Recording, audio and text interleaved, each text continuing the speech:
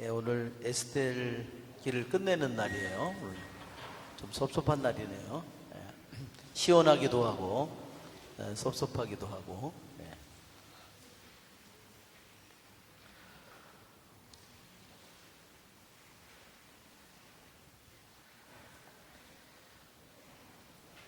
예.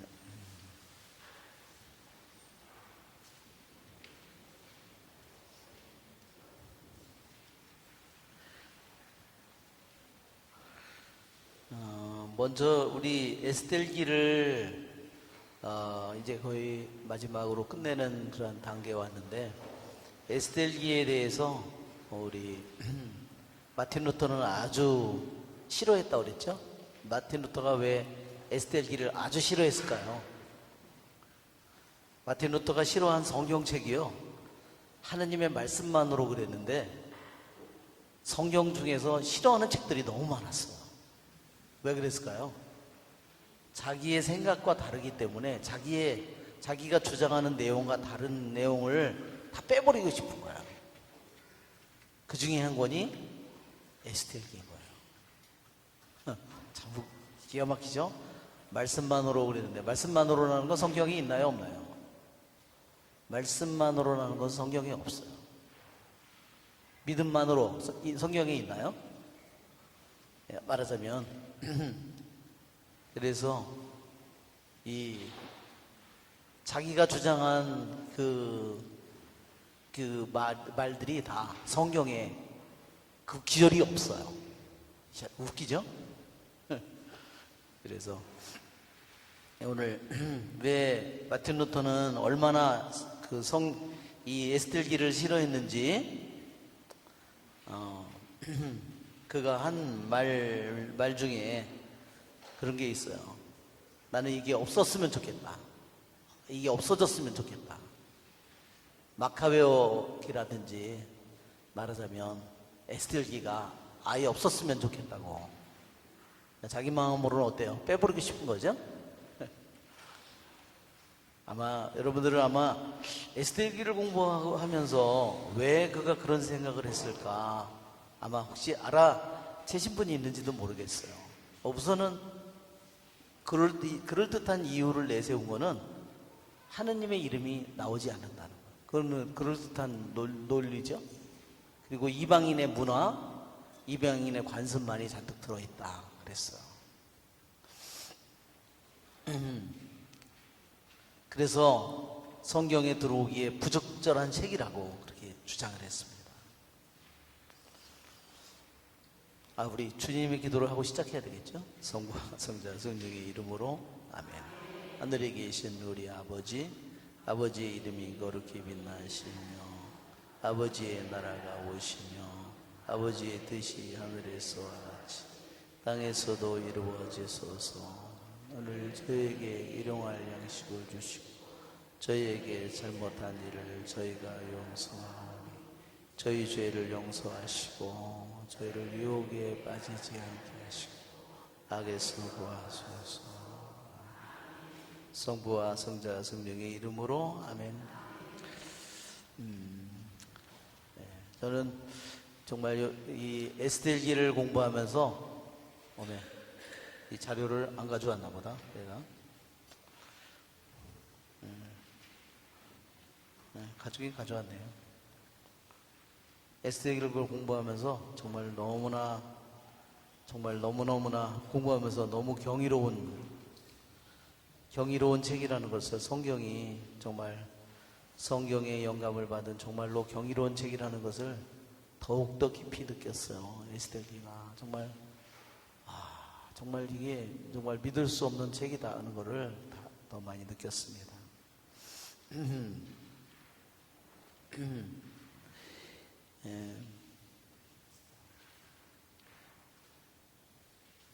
그러니까 마틴 루터가 이 에스텔기에 대해서 받아들일 수 없는 책이다 그렇게 얘기를 했어요. 성경으로 받아들일 수 없는 책. 참 대단하죠? 자기가 성경보다 더 위에 앉아 있어요. 자, 성경의 권위까지도 자기가 마음대로 좌지우지하고 있는 거예요. 그 라틴 말로는 뭐라고 그러냐면 오푸스 논 그라툼. 오푸스라는 것은 작품이나 책을 무슨 곡을 얘기할 때도 오푸스, 무슨 할 때 오푸스라고 그럽니다. 오푸스는 무슨 작이에요. 무슨 작 말하자면 무슨 누구누구 작품 그러죠? 누구누구 작품 할 때 그 오푸스예요. 오푸스 논 그라툼.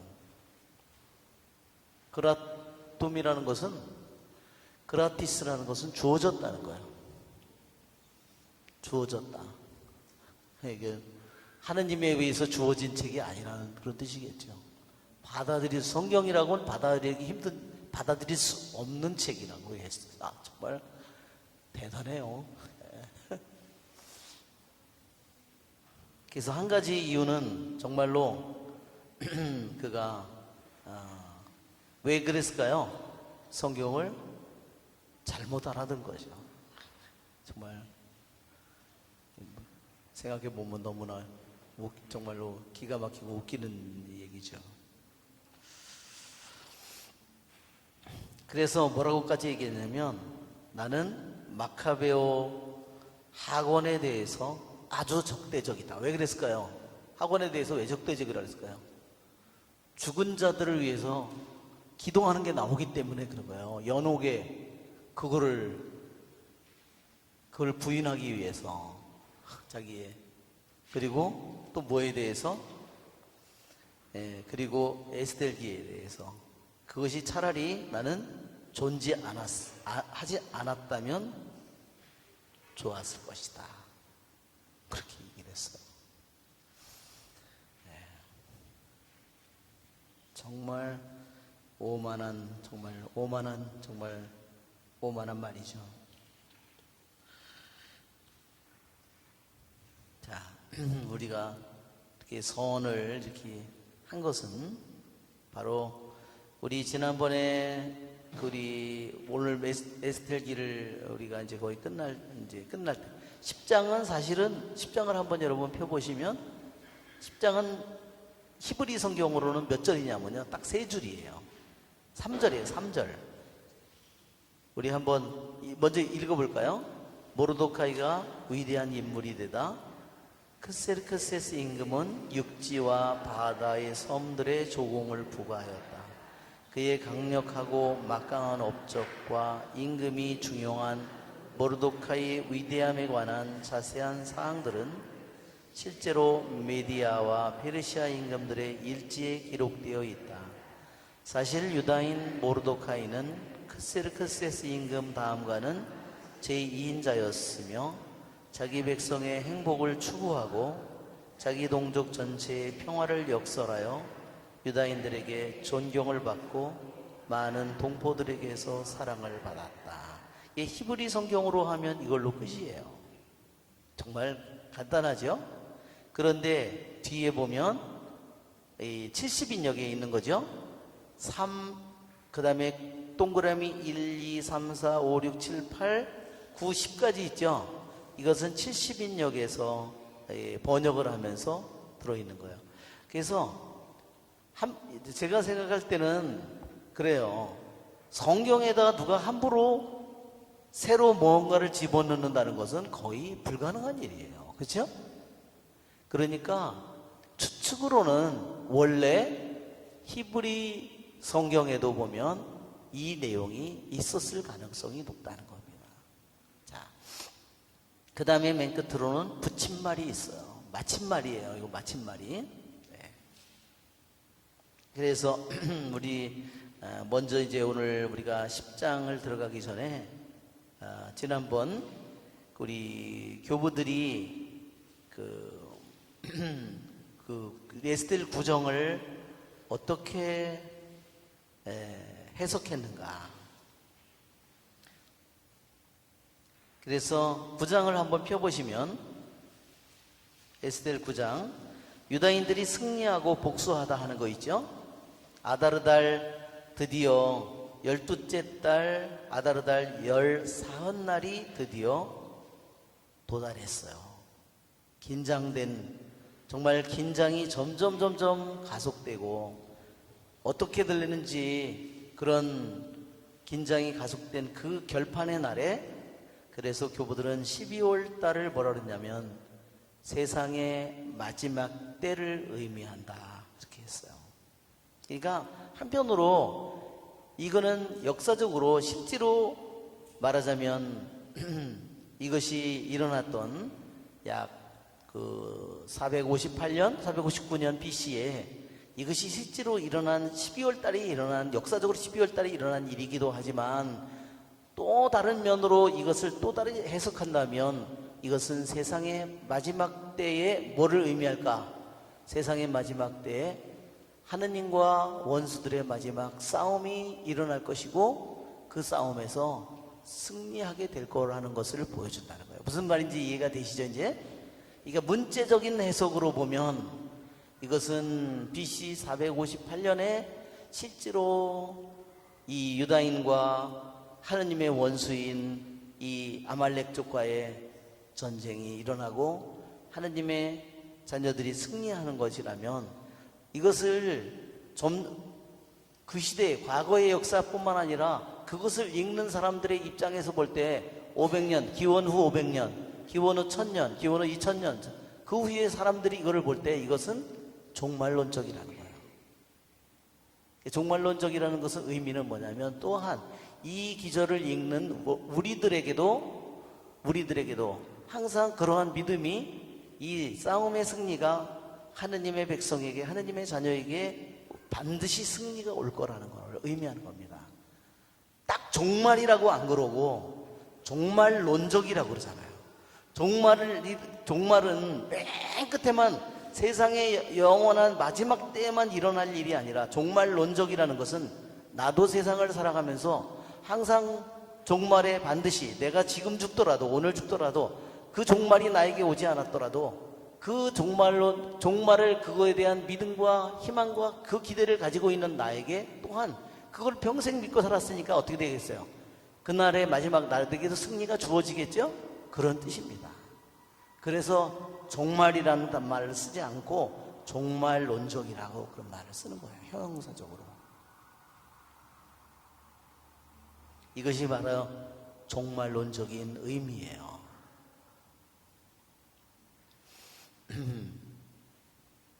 특히 그 다음에 아다르달 마지막 달, 그 다음에 14일에 그들이 그 싸움을 벌이는데, 바로 그 싸움은 바로 뭘까? 유다인의 파멸이 준비되고 그들의 적대자들이 유대인의 피를 보려고 갈망하던 그날, 정반대로 유다인이 승리하고 적들에게 복수하게 되었는데, 여기서 말하는 유대인들은 그 당시에 BC 458년에는 실제 유대인들이겠지만, 그러나 종말론적으로 이 또 다른 문자적인 해석 말고, 야, 이 칠판 새로 사가지고 정말 잘 보이죠? 와, 예? 정말 새로 사길 잘했어요. 예, 그거 막 지우기도 힘들고 막, 예, 아주 달라붙어요, 글자가 막. 그래가지고, 네, 글자 확실히 잘 보이죠? 예. 글자를, 네, 네, 네, 글자를, 네. 우리들이 해석을 할 때 경로당에 온 것 같네요. 저기 저 위에 뒤에서 보면 예, 이렇게 문자적인 해석, 또 우리들이 이것이 가진 비유적인 의미, 상징적인 의미, 종말론적인 의미, 그런 문자적인 해석 말고 그런 의미를 생각해 본다면, 이것은 458년 BC의 그 역사 속에 단 유대인에만 국한된 말이 아니라는 거죠. 그렇죠? 그래서 문자적인 해석의 의미하고 이것이 비유적인, 이것이 상징적인, 이것이 종말론적인 이런 의미로 가면 이 의미는 우리들에게 어때요? 또한 나에게 주어진 말씀이 된다는 겁니다. 그래서 이것이 모든 인류에게 해당되는 거예요. 문자적으로만 보면 458년 BC에 그 땅에 살던, 페르시아 땅에 살던 유대인에게만 해당되는 일이죠. 그렇죠? 문자적인 해석 의미로만 보면. 그러나 이것을 속에 있는 더 말하자면 이게 하나의 말씀의 곡식이라고 하면, 말씀의 곡식이라고 하면 이것이 겉대적인 의미라고 한다면, 겉으로 보이는 의미라고 한다면 속에 있는 것을 씻고 씹으면 이 안에서 의미가 우리 모두에게 해당된다는 겁니다. 즉 유대인들은 그래서 여기에서 뭐냐면 참된 신자들의 모임을 뜻한다는 겁니다. 참된 신자들.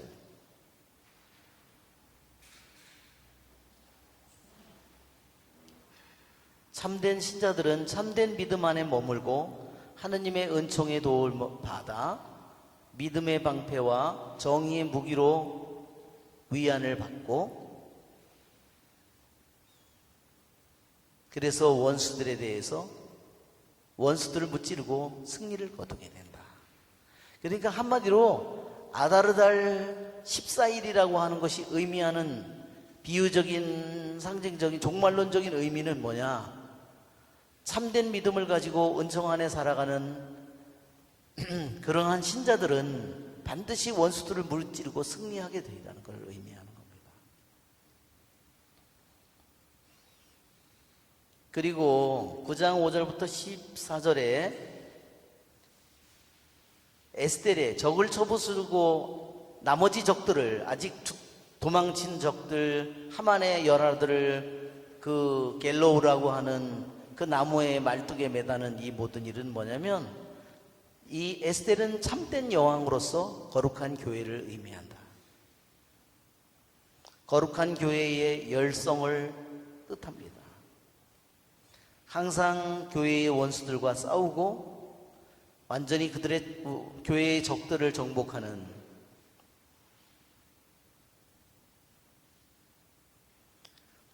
그래서 수사성에서 500명, 그 다음에 다시 그 다음날 300명을 쳐 죽이고, 그 다음에 그 전체에서 7만 5천 명을 죽였다고 하는 그 이야기는 뭐냐면,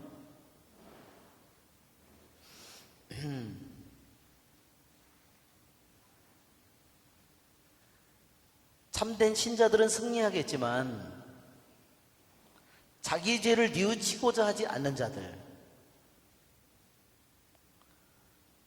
거룩한 삶에 대한 하느님의 보상을 믿지 않는 자들, 그리고 선한 자기의 삶으로 무장하지 않는 자들, 그러한 자들에게 영원한 죽음이, 그들에게 영원한 죽음이 기다리고 있음을 보여준다. 그들이 그렇게 유대인을 죽이려고 했던, 재산을 다 빼앗고 그렇게 했던 그 아말렉족들의 모든 음모는 뭐냐? 그렇죠? 하만에게도 기회가 주어졌죠. 자기 죄를 뉘우치고. 그러나 그는 오만에 빠져서 그렇지는 못하고 결국은 패배를 맞이하고 죽음을 맞이하는데, 자기 죄를 뉘우치고자 하지 않고 거룩한 삶에 대한 보상을 바라지 않고, 그리고 선한 삶으로 무장하지 않는 거예요. 그리고 우리들도 신자들로서 거룩한 삶으로 말만 하고 입으로만 그러고 실제로 삶으로 살지 않으면 뭐가 되겠어요? 그렇죠? 우리들도 영원한 죽음을 맞이하게 될 거라는 겁니다. 그래서 9장 15절부터 23절에는 축제를 하게 되는데, 바로 모세가 에집트로부터 탈출하고 이스라엘 백성이 바닷가에서 승리의 노래를 부르는 것처럼 그 승리의 노래를 매년 파스카 축제를 통해서 거행하죠. 왜?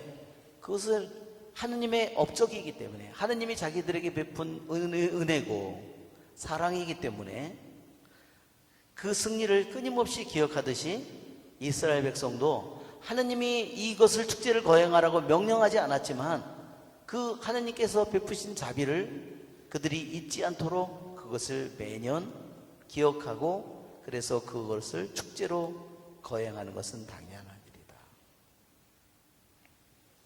그래서 아타나시오 성인이 이렇게 얘기했어요. 축제를 어떻게 지키느냐? 행동으로 그리고 삶의 방식으로 축제를 지킨다 그랬어요. 정말 그러니까 교부들은 틀림이 없어요. 그냥 말로만 하는 게 아니라 행동으로, 또 그리고 뭘로요? 삶의 방식으로 축제를 지킨다. 이렇게 축제를 지킨다 그랬어요. 그냥 예식으로만 지키는 것이 아니라 실제 행동과 자기 삶으로 축제를 지킨다 그랬어요. 여러분, 그러니까 얼마나 기쁘겠어요.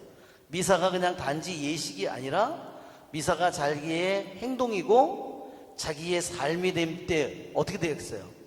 하루의 삶이 미사를 준비하는 삶이 되고 미사를 통해서 힘을 얻는 삶이 되고, 그죠? 네. 그러면 미사와 자기 삶을 자기 행동과 자기 삶과 분리할 수 없죠? 그러니 뭐 너무너무 행복한 일이죠. 네, 교부들이 우리에게 자신의 삶을 말하자면, 그래서 우리는 이 교부들이 그렇게 얘기했어요. 우리 축제는 온 세상을 거슬러 폭군인 악마를 하만을 죽이게 되었으니 우리 축제는 단지 이 시간, 이 유한한 이 세상 속에서만 이루어지는 것이 아니라 이제 영원 속에서 이 축제가 거행되리라. 그렇기 때문에 우리가 거행하는 축제는 과거를 기억하는, 그때도 그랬죠.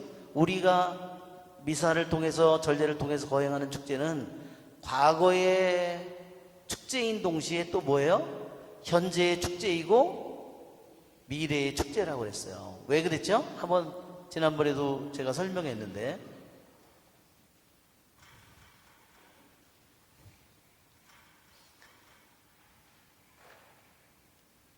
이것도 잘 지워지지는 않네. 이 글자를 크게 쓰니까 더 어메, 이게 지우개가 이게 어메, 이거를 뒤에 거를 고정시키는 거를 좀 저기 해야 되겠어. 이게 그게 약한 것 같아. 예, 파스카는 말하자면 일례로 파스카가 기원전 1500년 전에 파스카가 이루어졌다고 생각해 보세요. 파스카가 이루어졌죠? 에집트 탈출이 이때 일어났어요. 자, 탈출이 일어나고 약속의 땅에 40년이 걸려서 들어간 후에 파스카 축제를 거행하죠? 예. 40년 후에 1200년 BC나 뭐 40년 후에 거행해요. 축제를 거행합니다. 자, 40년 후에 축제를 거행한다면, 매년 동안 거행하면 과거의 축제이죠? 과거의 것을 하는 거예요. 여기에 이 축제 매일매일 그들이 매년 거행하는 이 축제 속에 뭐가 들어있어요? 과거가 들어있죠? 과거가 들어있어요. 그리고 그것을 지금 거행하니까 현재가 들어있죠? 그것을 그렇게 계속 거행할 때 나중에 예수님께서 오셔서 나중에 미사를 만드니까 나중에 미사 안에 이 과거가 매년 미사를 거행할 때 이 과거가 여기 그대로 들어있죠? 과거가 재현되는 겁니다. 기억하라. 그리고 현재 예수님이 현재 적이 되고 예수님이 또 이것이 오늘날 우리들에게 보면 또 뭐가 돼요? 아, 그분은 다시 오실 거야. 그렇죠? 이것은 이미 예수님이 오셔서 저기 됐지만 완전히 완성되지는 않았어요. 세상의 종말이, 그렇죠? 그날 모든 것이 완성될 거예요. 그렇기 때문에 우리가 거행하는 이 전례라든지 축제 안에는 과거와 현재와 미래가 다 함께 들어있어요. 왜 그렇죠? 하나님은 영원하신 분이기 때문에 그래요. 지난번에 에멧 그랬죠? 하나님은 과거이고 처음이고 중간은 현재를 가리키죠. 마지막이다. 그래서 에메트라고 그랬어요. 에메트.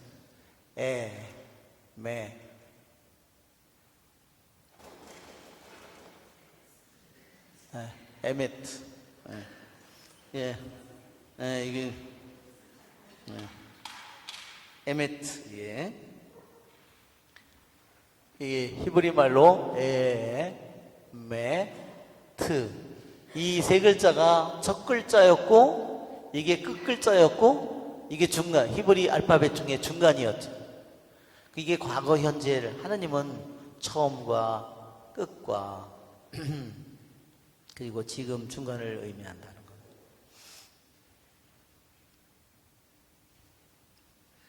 예, 이제는 우리 10장으로 이제 들어가서 우리가 공부를 하겠습니다.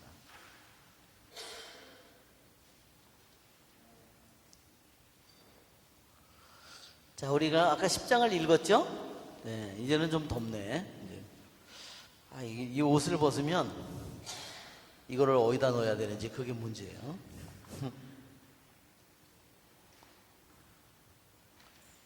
가만히 있을 때는 괜찮더니.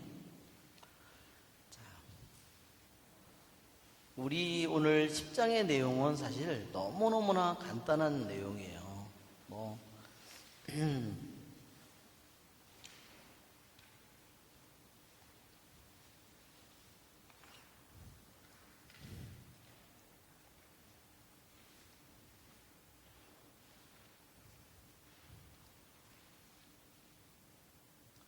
10장의 내용 아주 간단하지만 우리가 이 10장의 내용을 앞에서 보면 뭐냐면 70인역 우리 에스겔 1장을 여러분 한번 펴보세요.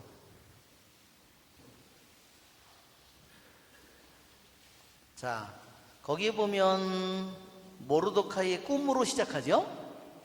그리고 끝은 무엇으로 다시 끝나요? 모르드카이가 꾼 꿈의 해석으로 끝나요. 그러니까 시작은 꿈을 꿈을 꾸긴 꿨는데 그게 무슨 내용인지는 몰라. 그렇죠?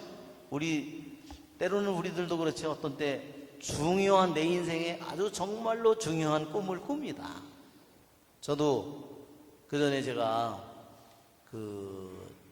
학교를 다니고 군대를 갔다 오고 대학교를 졸업할 때가 다 돼서 그때 교리를 받았는데 교리반에만 가면 꿈을 꾸는 거예요. 갔다 오면. 제가 평상시 꿈을 기억을 못해요. 모든 사람이 꿈을 꾼대요. 매일. 그 꿈을 연구하는 그러한 사람들에 의하면요. 모든 사람이 꿈을 꾼대요. 네. 그래서 여러분 저 강아지들 그런 거 잠잘 때 봤어요? 강아지도 잠잘 때 다 이래요. 왜? 되게 그럴 때가 꿈을 꾸는 거래요. 심리학자들의 연구에 의하면. 그래서 하는 행동이 이상한 하여튼 그런데 그 대신 꿈을 기억을 못하는 거죠 우리가. 근데 어떤 때는 우리들이 도저히 잊지 못하는 꿈을 꾸는 적이 있어요. 저도 이제 그때 이상하게도 교리만 갔다 오면 꿈을 꿨는데 꿈이 너무 끔찍한 꿈이야. 이렇게 제가 혼자서 제가 시골에 평택에서 태어나서 거기서 초등학교 5학년까지 다녔는데 시골에 그 신장로길 있잖아요. 신장로길을 혼자서 가는데 뱀들이 수도 없이 죽어서 있는 거예요. 죽어서 그냥 이렇게 어디 발을 디딜 데가 없어요. 세상에 이거를 그리고 그냥 그 한 마리만 죽어도 어때요? 냄새가 너무 악취가 심하잖아요. 그걸 가야 되는데, 가긴 가야 되는데, 그걸 안 밟으려고, 저기, 근데 무서운 건 아니죠. 죽었으니까. 진땀을 참 들려고 그 깨어나가지고. 아씨, 성당에만 갔다 오면 더러운 꿈을 꾸네. 아, 진짜 성당에만 갔다 오면 더러운 꿈을 꾼다고 맨날. 아침에 일어나가서 그냥 땀이, 이게 또 갔다 오면 그 다음 한 주 후에 또 같은 꿈을 꾸는 거예요. 교리를 6개월 동안 봤는데 세례 받기 전까지 이 꿈을 계속 꿨어요. 정말. 그리고 세례를 받고 나니까 꿈이 없어졌어요. 근데 꿈은 나중에 오랜 시간이 지난 후에 알았어요. 그거를 1년, 2년에 깨달은 게 아니라 아주 오랜 시간이 지난 후에 이 꿈이 내 갈 길을 보여준 거구나. 그거를 나중에 어느 순간에 그때 그 꿈이 해석됐어요. 그런 것처럼 이 모르도카이는 꿈을 꾸고, 또 우리가 다음 주에는 다니엘서를 공부할 텐데, 다니엘서에 보면 누구의 꿈이 나오죠? 네부카드네자르라는 이 바빌론 대왕의 꿈이 나와요. 그렇죠? 머리는 금이고, 그렇죠?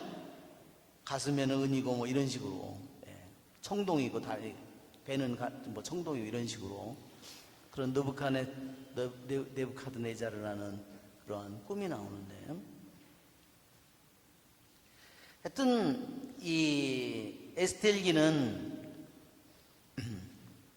꿈을 꾼 내용과 꿈이 무슨 내용인지를 10절에 보면, 이러한 꿈과 하느님께서 실행하시려고 결정하신 바를 본 모르도카이는 잠에서 깨어나 이를 마음에 간직한 채 밤늦도록 모든 것을 낱낱이 이해하려고 애썼다. 그러나 이해하지 못했어요. 그렇죠? 꿈을 기억하려고 그러면요, 꿈을 기억하려면요, 머리가 무지하게 아파요. 저도 그 전에 꿈피정이 있어가지고 2번인가 제가 가서 그걸 꿈피정을 받았는데, 꿈을 기록하래요. 그래서 잘 때요, 옆에다 노트를 이렇게 놓고 자요. 펜하고. 그래서 이제 그거를 의식하니까요, 꿈을 더 쉽게 의식하게 되는데, 그러면 잠을 자고 났는데도요, 제대로 잠을 잔 것 같지가 않아요. 그리고 피곤하고. 그래서 옆에서 이제 노트를 놔뒀으니까 꿈을 내가 이렇게 꾼 거예요. 그래서 너무 졸려. 그러니까 이제 펜으로 오다가 그 꿈을 기록해놔요. 눈도 안 뜨고 캄캄한 속에서. 그리고 됐다. 아침에 보면 대긴 개뿔이나 무슨 글자인지를 도저히 알 수가 없어요. 기가 막혀가지고, 몇 번 이슬을 하고 나서 그 다음에 제가 포기했어요. 더 이상 나한테 할 필요 없다. 내가 그걸 가지고 먹고 살 것도 아니고.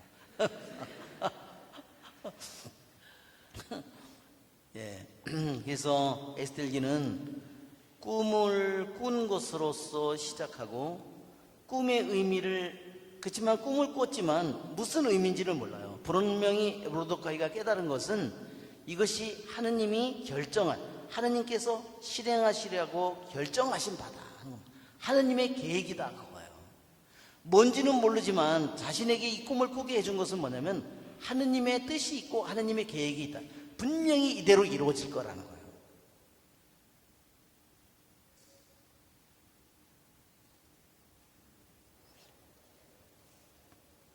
그 꿈의 내용은 뭐죠?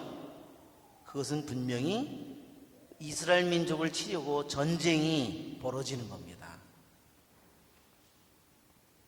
그 이스라엘 백성이 이제 멸망할 그러한 불행에 빠져 멸망을 각오한 채 하느님께 부르짖었다. 맨 처음엔 용 2마리가 나왔죠? 그런데 그들이 부르짖자 작은 샘에서처럼 물 많은 큰 강이 나타났고 큰 강이 생겨났는데 빛과 해가 솟아오르고 이 모든 일이 뭐에서 시작되는 거예요? 작은 샘에서 시작되는 겁니다. 샘에서 빛이 나온다는 건 이해가 안 되죠. 이 세상의 논리로는 샘에서 빛이 나온다는 건 설명이 안 돼요. 그러니까 분명히 이것은 영적인 겁니다. 작은 샘에서 큰 강이 나오고 거기서 빛과 해가 솟아올라요.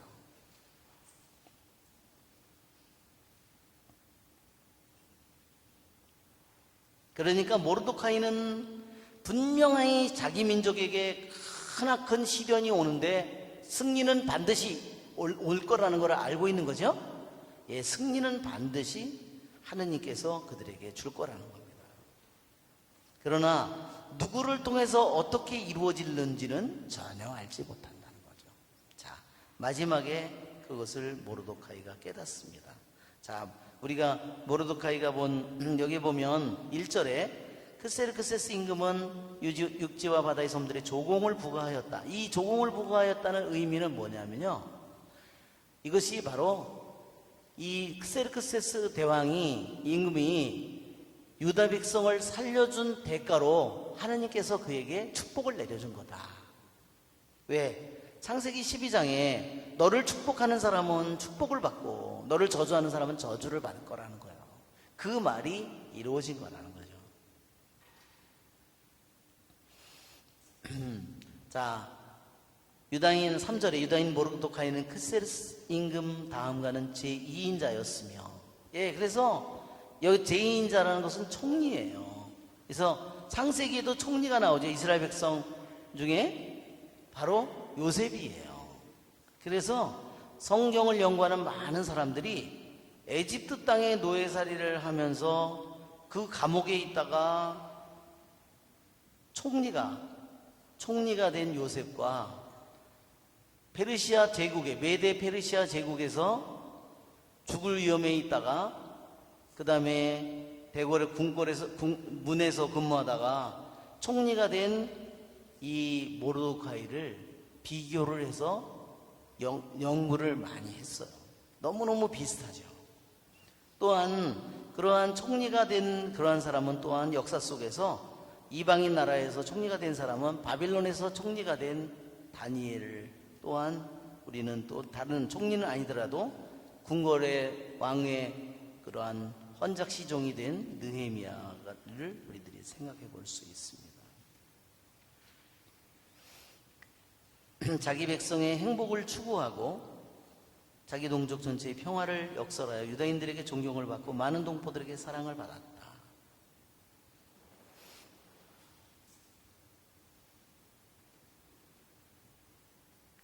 그래서 이 모르드카이는 말하자면 예형적으로 예수님을 또한 의미한다고 그랬죠.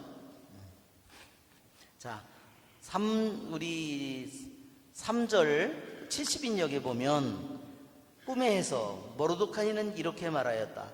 이 모든 일은 하느님께서 이루신 것이다.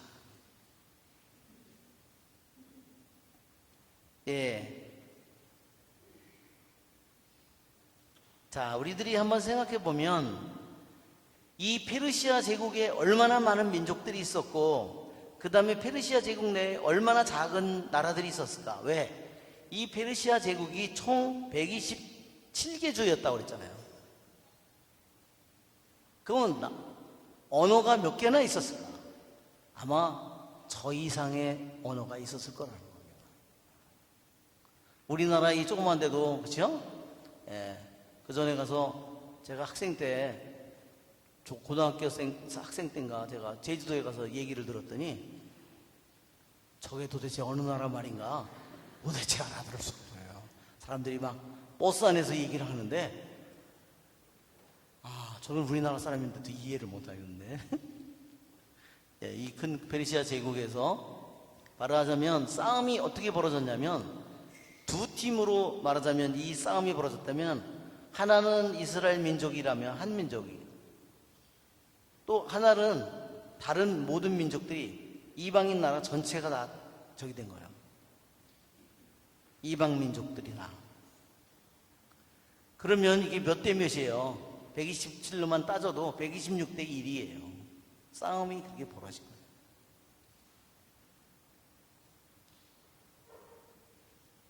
그리고 미끼도 뭐예요? 재산을 다 빼앗을 수 있다고 그러니까 이 사람들이 볼 때 얼마나 커다란 미끼예요. 그렇죠?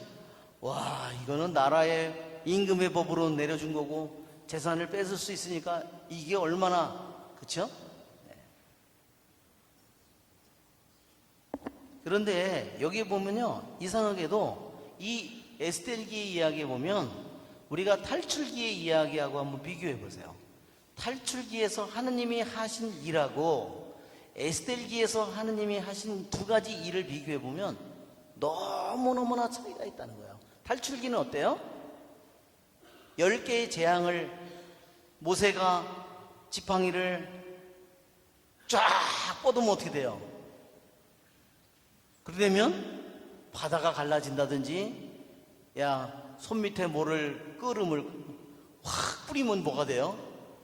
예, 벌레들이 된다든지, 이렇게 강물이 피가 된다든지, 뭐 이렇게 그냥 파라오 앞에서 그거를 보이면 막 그런 기적들이 일어나잖아요. 놀라운, 그걸 하는 순간에 벌써 모세가 하는 순간에 그 재앙이 닥치는 거를, 그 기적들이 일어나는 걸 보잖아요. 근데 여기는 그런 기적이 단 하나도 없다는 거예요. 어떤 기적이 있어요? 에스겔기에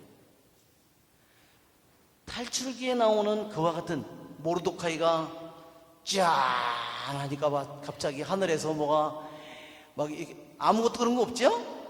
에스겔이 하니까 뭐 어떤 뭐 천사들이 나타나서 그런 거 하나도 없어요. 그죠?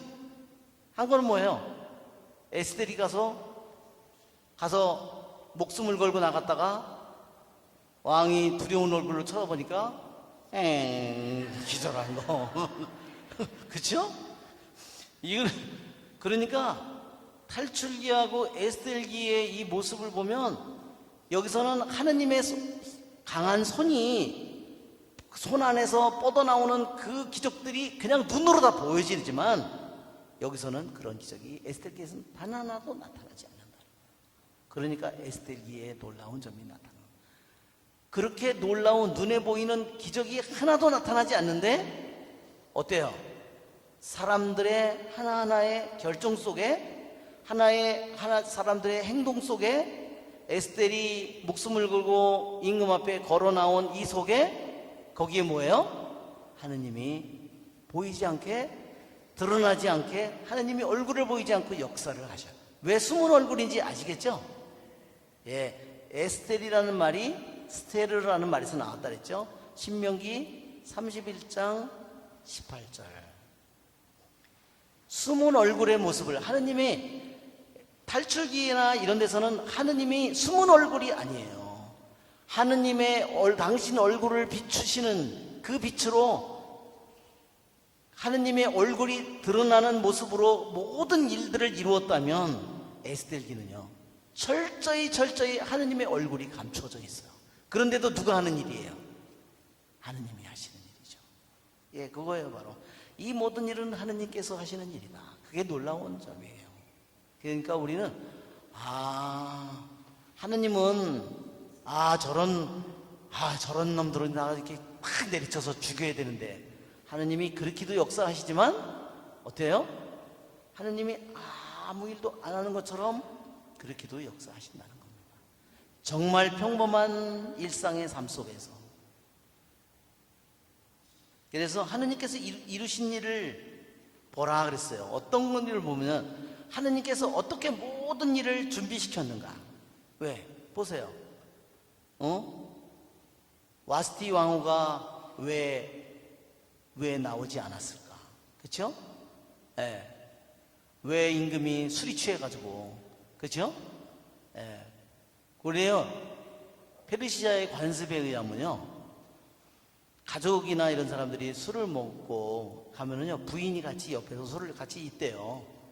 근데 술이 취하잖아요. 임금이라든지 뭐 고관들이 술이 취하면요, 이런 사람들은 부인이 몇이에요? 부인이 많잖아요. 그러니까 처음에 말짱한 정신이었을 때는 부인이 있다가요, 다른 사람들이 와서 접대를 하거나 술이 취해잖아요. 그러면 그 자리를 누가 채우냐면 바꾼대요. 첩이 대신 그 자리에 들어간대요. 어머, 정말 멋있어, 뭐 아저씨, 아유. 그런 이제 그렇게 분위기가, 그러니까 그러니까 이 임금이 자기 부인이 술이 잔뜩 떡이 된 사람들 앞에 부인을 부르는 것은 뭐예요? 첩이 가야 될 일인데 자기를 불렀다는 거예요. 그리고 이 부인은요, 페르시아 7 왕자들이라고 불리는 페르시아의 7 자문관이라고 하는 페르시아의 최고 고위직 사람들이에요. 이 사람들이 아무 때나 임금의 얼굴을 볼 수 있는 사람이라 그랬어요. 임금이 이걸 내밀지 않아도 아무 때나 임금 앞에 나설 수 있는 사람이 7 프린스예요. 페르시아에. 이 7 프린스의 딸이에요. 이 와스티가. 그러니까 여기에 보면 하느님께서 이거를 어레인지 하셨다고. 왜? 그런 일들이 겉으로는 드러나지 않지만 와스티가 자기의 자리를 잃은 거, 그 다음에 에스텔이 거기에 새로운 왕비의 자리에 나갔는데 뭐 어때요? 거기에 내시의 사랑을, 귀여움을 독차지하게 받도록 하죠. 그리고 모든 일들이 하느님께서 다 마련해 놓으신 일이에요. 그리고 특별히 에스테를 더욱더 사랑하게 만들고, 그렇죠? 그 다음에 모르도카이가 그 왕을 죽이려는 음모를 알아내게 되고, 그렇죠? 얼마나 그 사람들이 조심스럽게 했을 텐데 어떻게 한테 모르도카이가 그걸 알게 됐을까? 그래서 또한 하만은 모르도카이를 매달아 죽이려고 그 말뚝을 세우는 날 임금은 어때요? 모르도카이를 말뚝에 매달아서 죽이려고 말뚝을 세우는 날 하느님은 모르도카이를 가장 높이 세울 그 일을 하느님께서 왕을 통해서 마련해 놓고 있죠. 그날 잠이 안 와서. 이 모든 일이 하느님께서 다 준비하신 일이라는 겁니다. 이것이 하느님의 숨겨진 손길이에요. 하느님의 섭리입니다. 우리 인생에도 하느님께서 이루신 일이 어때요? 무한히 많죠. 그렇죠? 이 모든 일에 대하여 내가 본 꿈을 기억해 보면 그것들 가운데 하나도 빠지지 않았다. 강이 된 조그만 샘이 강이 되죠. 우리 에제키엘에서도 그런 거 있잖아요. 그렇죠? 성전 오른편에서 물이 흘러나왔는데 그 물이 나중에 천척을 가서 재보고 다시 천척을 가서 재보고 천척을 가서 재보니까 맨 처음엔 발목에 찼다가, 그렇죠? 나중에는 무릎에 찼다가 나중에 허리에 찼다가 그 다음에는 어때요? 헤엄을 치면 될까? 그런 상태가 되죠. 그리고 거기에서 강이 된 조그만 거기에 빛과 해와 물이 많이 있었다 그랬어요.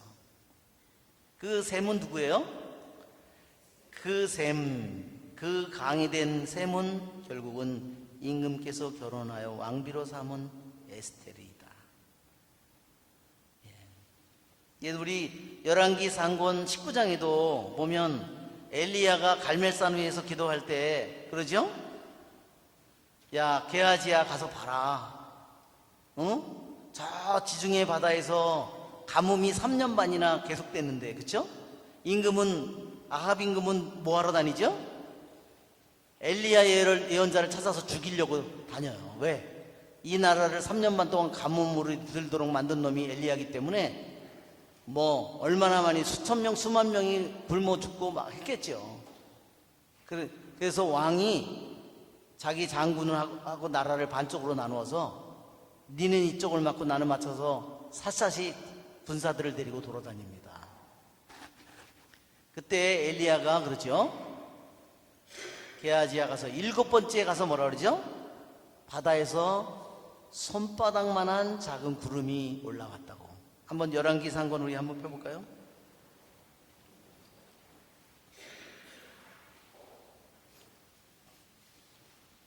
열왕상 19장. 가뭄이 끝나다 7번째가 되었을 때 시종은 바다에서 사람 손바닥만 한 작은 구름이 올라옵니다. 예. 이 구름이 손바닥만 한 작은 구름인데 이 구름에서 어떻게 돼요? 보통 구름이 비가 잔뜩 오려면 하늘이 구름으로 가득 차야 되죠. 그래야지 뭐 장마가 이렇게 오든지. 근데 이거는 지중해 바다에서 나온 손바닥만한 작은 구름 하나, 그죠? 거기서 어마어마한 비가 쏟아집니다. 그것은 하느님에게서 나온 것임을 보여줍니다. 이게 강이 된 샘, 빛과 해가 솟아나오는 샘의 모습을 우리에게 보여줍니다.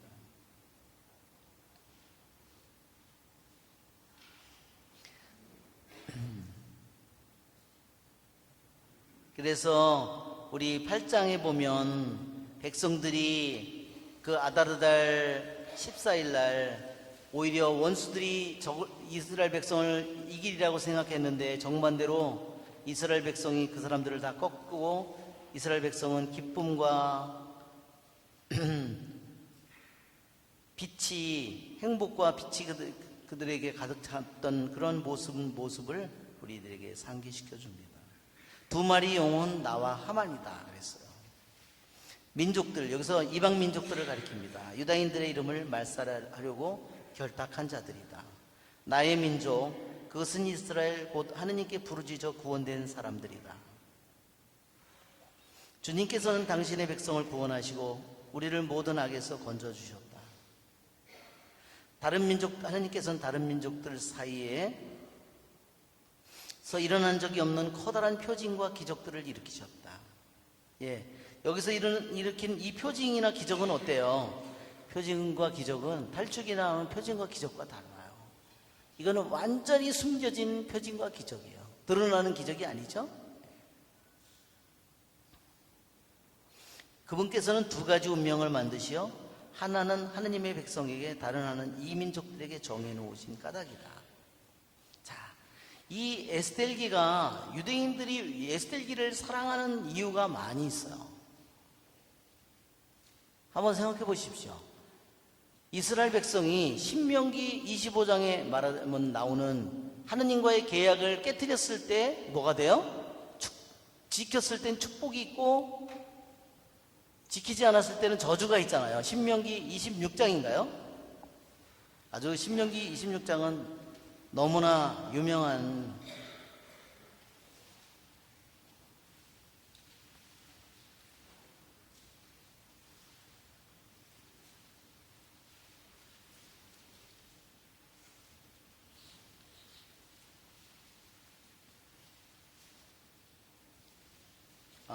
신명기 28장인가요? 예, 28장 신명기. 자, 28장이죠. 28장. 순종에 따른 복과 저주예요. 이것은 계약이에요. 그렇죠? 한마디로 얘기하면 계약이에요. 자, 이스라엘 백성이 신명기 28장에 나오는 이 계약에 따른 축복과 저주에 따라서 하느님의 말씀을 지키지 않았기 때문에 그들에게 저주가 내렸어요. 땅에서 쫓겨났고, 그렇죠? 하느님이 아브라함에게 축복을 주잖아요. 땅에 축복을 주고, 두 번째 축복은 뭐죠? 자손의 축복이죠. 그러니까 이 두 가지 축복이 그들이 계약을 깨뜨리는 순간에요, 땅을 선물로 그렇게 축복으로 받은 땅을 잃어버리게 되고요, 자손을 다 잃어버리는 거예요. 왜? 다 죽고 끌려가고 노예로 팔려가고 가족인 다 뿔뿔이 흩어지고 막 이런 식으로 되잖아요. 이게 자식을 잡아먹질 않나, 뭐 이런 모든 끔찍한 일들이 다 일어나죠. 자, 우리가 이스라엘 백성이 계약을 깨뜨려서 북쪽이 멸망하고 남쪽 유다도 721년에 북유다가 멸망하고 남쪽의 유다가 605년, 597년 BC, 587년 BC에 완전히 멸망한 다음에 다 성전이 불타버리고 끝났어요. 그들이 귀향을 갔잖아요. 70년 동안 귀향을 갔는데 70년의 귀향이 끝난 다음에 예레미야 예언대로 70년의 귀향이 끝난 다음에 돌아가도록 고레스의 칙령이 내리잖아요. 그렇죠? 그런데요, 몇 퍼센트가 돌아갔다 그랬어요? 5% 내지 10%가 돌아갔다는 겁니다. 그러면 몇 퍼센트가 남았어요? 90%는 나는 안 가. 약속의 땅이고 뭐이고 나는 안 가. 돌아가라고 했는데도 안 돌아가는 거예요. 그렇지만 하나님은 그들을 버리지 않았다는 겁니다. 그게 놀라운 거예요. 하나님은 돌아갈 기회를 줬는데도 돌아가지 않았어요. 그리고 그냥 이방인의 땅에 머물고 있어요. 이방인의 땅에서 하나님의 말씀을, 토라를 완벽히 지킬 수 있는 길이 없어요. 왜 그럴까요? 그 땅 자체가 거룩한 땅이 아니기 때문에 그렇습니다. 그래서 그들이 그 땅 자체가 거룩한 땅이 아니기 때문에 하나님의 이름을 부르지 않는 거예요. 하나님은 숨어있는 얼굴로, 숨어있는 이름으로 나타나지만 하나님은 거기서 숨어있는 모습으로 있지만 하나님은 그래도 역사하신다는 거예요. 그런 백성이지만 그 백성을 사랑하신다는 거예요. 그 백성이 멸망하기를 원하지 않는다는 겁니다. 그게 이 에스더기의 놀라운 점이에요. 그래서 유대인들이 에스더기를 더 사랑하는 이유입니다.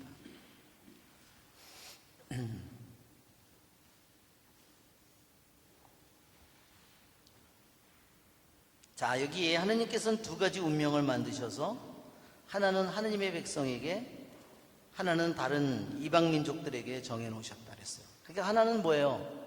이것은 바로 하나님께서 구원하실 백성이고, 이것은 그것을 하나님의 백성을 적대하고 파멸시키려고 하는 하나님 그 백성의 원수들은 결국은 멸망할 거라는 겁니다. 심판의 시간, 심판의 날, 심판의 때, 그것이 이미 운명으로 정해졌다는 거예요. 그래서 이 말 때문에 푸르라는 말이, 푸르가 뭐예요? 주사위죠. 그걸 주사위를 누가 던졌어요? 하만이 던졌죠? 하만이. 왜? 자기가 모든 힘을 다 가졌으니까. 총리고 임금도 자기 마음대로 좌지우지 다 할 수 있으니까 주사위만 자기가 던지면 자기는 이제 끝난 거예요. 그것이 운명이잖아요. 주사위만 던지면 끝났다고. 그날의 그날 다 죽이면 되는데 주사위를 던졌는데 그 달에 시행되도록 했으면 어떻게 됐어요? 바로 그 달에 했으면 끝난 거예요. 유대 백성은 다 멸망했겠죠. 할 길이 없어요. 그런데 1월 달에 주사위를 던졌는데 몇 월 달이 떨어졌어요? 12월 달이 던졌어요. 이 쪼다 같은 놈이 그게 자기에게 가장 길이라고 생각한 거예요. 에?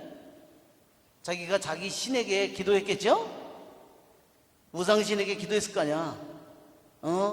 가장 좋은 날을 해달라고 했는데 던지는 건 지가 던지지만 결정은 누가 해요? 결정은 하느님이 한다는 거예요. 그러니까 이 푸르라는 말이 주사위잖아요. 주사위잖아요. 그러니까 너무 신기하다는 거예요. 주사위는 인간이 던지지만 결정은 누가 해요? 결정은 하느님이 하는 거를. 왜?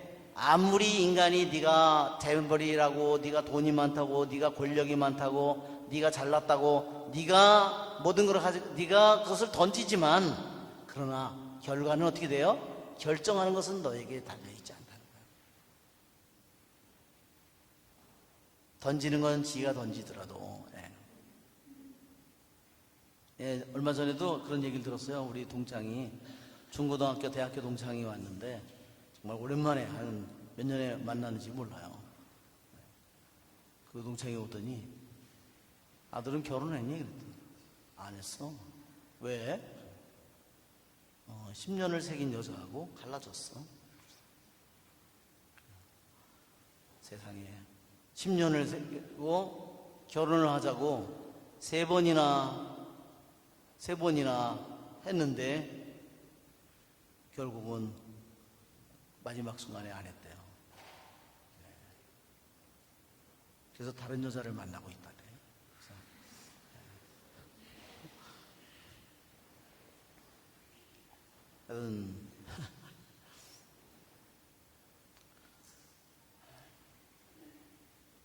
그래서 제 생각에는 그 여자도 좋은 마음으로 그랬겠지 그랬어요. 그 여자가 아기를 가질 수 없는 여자래요. 아마 그래서 본인이 물러났는지도 모르겠다는 생각이 들었어요. 우리 30분이 됐네요. 잠시 우리 쉬었다가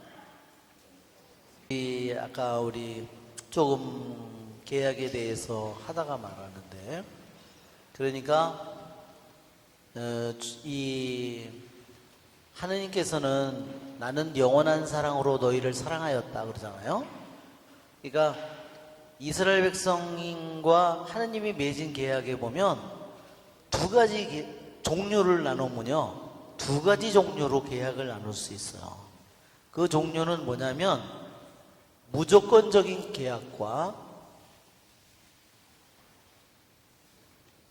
계약이 조건적인 계약, 이렇게 두 가지로 나눌 수 있어요. 하느님이 이스라엘 백성과 맺은 계약이 무조건적인 계약이 있고요. 그러니까 무조건적인 계약을 보면 아무리 잘못하든 뭐하든 그게 그런 단서가 없어요. 그냥 무한히 하느님이 사랑하는 거예요. 무조건적으로 사랑하는 거예요. 아브라함과 15장에서, 창세기 15장에서 나는 너에게 너에게 자손들과 하늘의 별처럼 바다의 모래알처럼 내 자손이 불어나게 하리라. 그리고 이 땅을 너에게 주리라는 이 약속은요, 무조건적인 계약이에요. 불가마에서 짐승을 쪼개놓고 계약을 맺죠?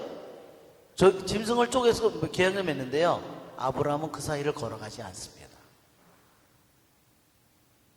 뭐가 지나가죠? 이 계약을 불가마만 지나가요. 이 불은 누굴까요? 하느님을 의미합니다. 거기는 아브라함이 계약의 당사자로, 거기에 원래는 둘이 계약의 당사자가 함께 걸어가야 되는데 아브라함은 걷질 않아요. 그것은 무슨냐면 무조건적인 계약을 의미합니다. 그런데 하느님의 계약은, 그러니까 우리가 늘 생각해 보면, 그런데 하느님께는 조건적인 계약이 있는 게 이게 지금 신명기 28장이에요. 순종에 따르는. 그러니까 이 조건적인 계약도 따지면 무조건적인 계약 속에 들어있는 거예요.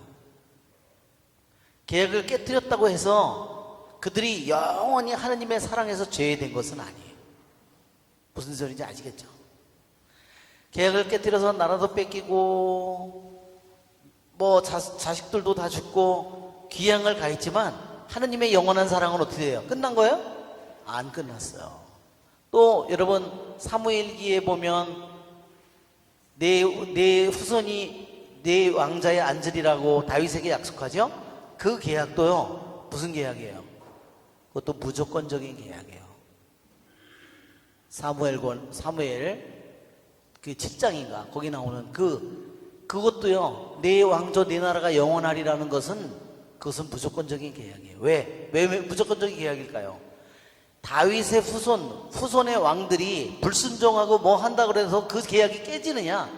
메시아가 온다는 계약은 절대로 깨지지 않고 그것은 장녀를 통해서든 누구를 통해서든 반드시 이루어진다는 겁니다. 거기 자손에 보면 뭐가 나와요? 라합도 나오고 뭐도 나오고 다 나오죠? 거기에 보면 룻도 나오고 모압 여자도 나오고.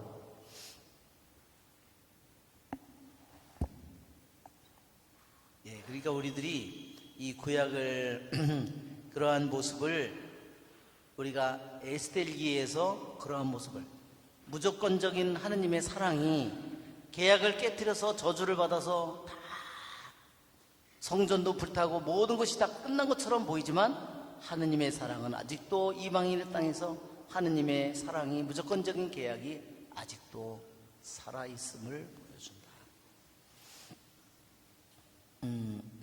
자, 우리 그 다음에 에스겔기 나머지 내용을 보면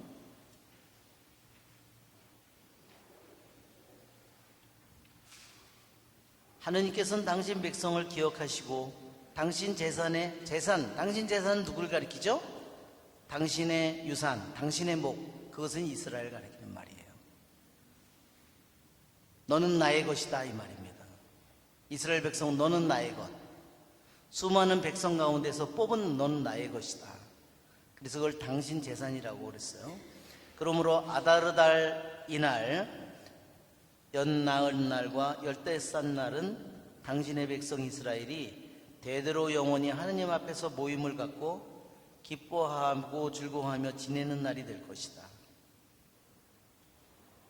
예, 우리는 이 축제가 하느님께서 이스라엘 백성에게 토라를 통해서 내려준 그 7계약 아니 7축제 7축제에 해당되지는 않지만 하느님이 명령한 반드시 지켜야 되는 축제는 아니지만 모르도카이와 에스텔에 의해서 선포된 이 축제를 그들은 지키게 됐어요. 지금도 이스라엘 백성들은 이 푸림절 축제를 너무나 중요하게 여기고 있습니다. 우리 성경에서도 푸림절 축제에 대한 기절이 나오는데 마카베오 하권 15장 36절을 한번 찾아보세요. 마카베오 하권 마카베오 하권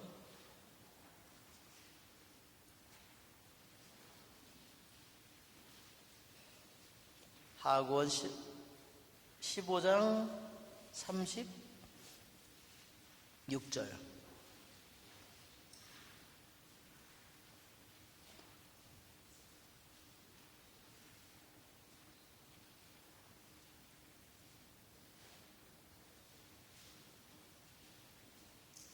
거기에 보면 그들은 모두 이 날을 결코 지나치지 말고 기념일로 지내자고 공적인 결의에 따라 정하였다. 그날은 12번째 달 아람말로는 아다르달 열사흔 날이며 모르도카이의 날 하루 전날이었다. 네, 그러니까 마카베오가 전쟁에 승리한 날이 그 다음 날이에요. 바로.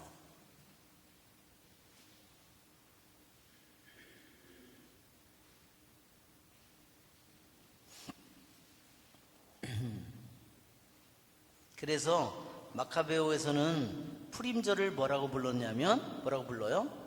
모르도카이의 날이라고 불렀다는 겁니다. 푸림절을 모르도카이의 날로 부르고 있어요. 자, 붙임말을 보면 에스텔기 이제 붙임말 프톨레마이오스와 클레오파트라의 통치 제4년에 스스로 사제이며 레위 집안이라고 말하는 도시테오스와 그의 아들 프톨레마이오스가 푸림 축질에 관한 위의 서신을 가져왔다. 그들은 서신이 틀림없는 것이며 예루살렘 주민들 가운데 하나인 프톨레마이오스의 아들 니시마코스가 번역하였다고 말하였다. 예, 이 붙임말은 이 말은 뭐냐면요, 이 에스겔서가 언제 기록되었는지를 정확하게 우리에게 밝혀주는 겁니다. 왜냐하면 뭐라고 나왔어요? 프톨레마이오스와 클레오파트라 통치 제4년이라고 딱 나왔다는 겁니다.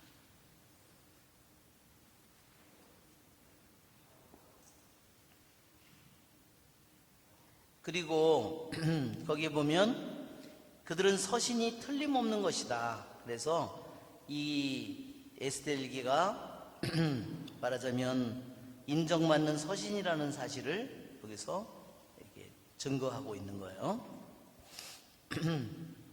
참 이 에스겔기가 기록 말하자면 에스겔의 이 사건이 모두 끝나고요. 유대인들이 아다르달 12월 달에 승리하고 14일 날 승리하고 그리고 프림절 축제가 결정되고 이렇게 되고서요.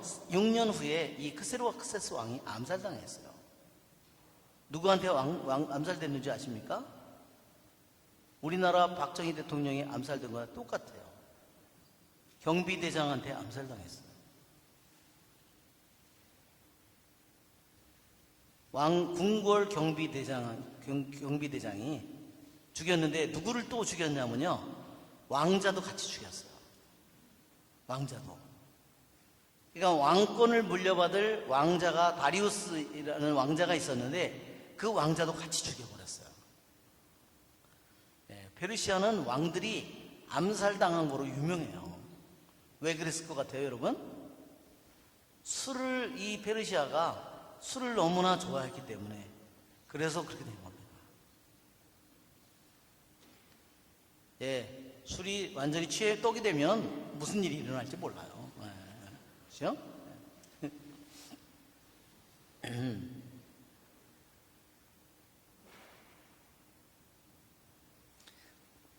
그래서 왕권은 말하자면 그 다음 왕이 그래서 크세르크세스 왕 다음에 왕이 아르타크세르크세스라는 왕이 나오고 이때 이제 우리가 공부한 에즈라, 느헤미야가 이때 이제 이야기들이 나오는 겁니다. 자, 오늘 우리는 이 에스겔기를 끝내면서 우리가 한번 오늘 어떤 프린트물이 있죠? 우리 지도 앞에 그 지도를 보면 지도에 보면 여기에 보면 칼데아 우르는 아브라함이 처음에 하느님의 부르심을 받아서 떠난 장소죠? 여러분 여기가 티그리스 강, 이 밑에가 유프라데스 강. 성경에서는 유프라데스 강이 자주 나와요. 왜? 귀향을 이렇게 가고 이렇게 갔을 때 그들이 건너올 때 항상 유프라데스 강을 건너와야 돼요. 유프라데스 강을 통해서. 그래서 유프라데스 강 서편이라고 이쪽에서 가리킬 때 이스라엘 땅을 유프라데스 서쪽 땅이라고 그렇게 보통 말하는 겁니다. 자, 여기 칼데아 우르가 여기죠? 여기서 발원한 이 유프라데스, 여기서 발원한 티그리스 강물이 이 페르시아만으로 들어가기 직전에 있는 것이 칼데아 우르예요. 그러니까 얼마나 비옥하고 얼마나 풍요한 땅인지 한번 생각해 보세요. 그런 땅에서 아브라함을 하나님께서 불러내셨습니다. 그러니까 이 사람들이 우상을 너무나 많이 숭배한 곳입니다. 여기도 다시 바벨탑이라고도 나오죠. 자, 그 다음에 우리 뒤편에 보면, 우리 오늘 프린트물에 보면, 이제 오늘 이 페르시아 제국이 오늘 우리가 지금 공부한 에스텔이 퀸이 된 것이 거기 보면 479년이라고 되어 있어요. 그리고 6년 후에 남편이 죽었으니까, 왕이 죽었으니까 473년에 죽었다 하면 그 다음에 페르시아 제국은 그 다음에 332년에 멸망했어요. 그러니까 페르시아 제국은 538년에 말하자면 고레스가 칙령을 통해서 왕이 되면서 했다면 332년에 했으니까 페르시아 제국은 200년 동안 번성한 거예요. 그러고서 그리스 제국이 알렉산더 대왕이 이제 이 페르시아를 멸망시킨 겁니다. 참 어쩌면 그렇게 됐는지 참 지도를 보면 우리 지도를 보면 여기는 그 전 어디에 나올 것 같은데 전장이나 어디에 예, 여기 그 셀레우키아 지도 보면 그리스는 여기예요. 이게 터키도 아니고, 이 터키는 꼭 짐승 대가리 같잖아요. 그렇죠? 이렇게 대가리처럼 무슨 짐승 대가리 마냥 이만한데 터키가. 근데 그걸 건너서 이렇게 하면은 여기가 그리스거든요. 여기 초록색 있는 데하고 여기. 아니 나중에는 이 페르시아 전 대군이 쳐들어가서요 여기까지 다 포위했는데도 요걸 점령을 못했어요. 그런데 이 그리스가 나중에 이 전체 페르시아를 이 에집트까지 몽땅 다 정복한 겁니다. 그게 알렉산더 대왕이에요. 그게 34살인가 그랬대잖아요. 그런데 알렉산더 대왕은 일찍 죽었어요. 34살인가 뭐 성병과 뭐 이런 거로다가 일찍 죽었습니다. 성병과 동성애와 막 그 당시 이 알렉산더 동성애자였어요. 그래서 나라가 4개로 나누어졌는데 4개로 나누어진 것이 뭐냐면 그게 우리가 성경에서 나오는 프톨레마이오스하고 셀레우키아 왕조라고 하는데 셀레우키아가 차지한 땅은 이게 셀레우키아예요. 지금 이란, 이라크, 페르시아 땅 있죠? 그 땅을 다 차지한 게 셀레우키아 왕조가 이게 셀레우키아 왕조고요. 에집트를 차지한 게 프톨레마이오스 왕자예요. 그러니까 알렉산더가 죽으면서 알렉산더 대왕이 죽으면서 젊은 같이 알렉산더와 같이 했던 장군들 4명이서 이 나라를 4개로 나눠서 통치를 한 거예요. 그러니까 셀레우키아 왕조라고 하더라도 통치자는 누구예요? 그리스 사람이에요. 프톨레마이오스라고 하더라도 이름은 에집트식 이름이라 하더라도 여기에 저기는 뭐냐면요. 이거를 다스리는 왕은 그리스 사람이에요. 다. 야, 여러분이 그걸 알아야 돼요. 그러니까 부인은 뭐 에집트 여자들을 부인으로 많이 맞이했겠죠. 여기는 뭐 페르시아 여자들을 왕비로 맞이했겠죠. 자, 그래서 거기에 보면 알렉산더 대왕이 332년에 나왔고, 그래서 이제 이 그리스 제국이 약 300년 동안 번성하다가 로마 제국에 이제 점령당하는 겁니다. 그러면서 예수님께서 오시는 거죠.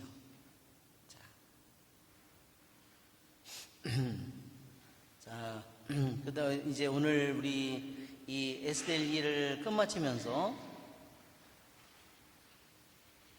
정말 에스겔기는 이 너무나 놀라운 부분이 뭘까?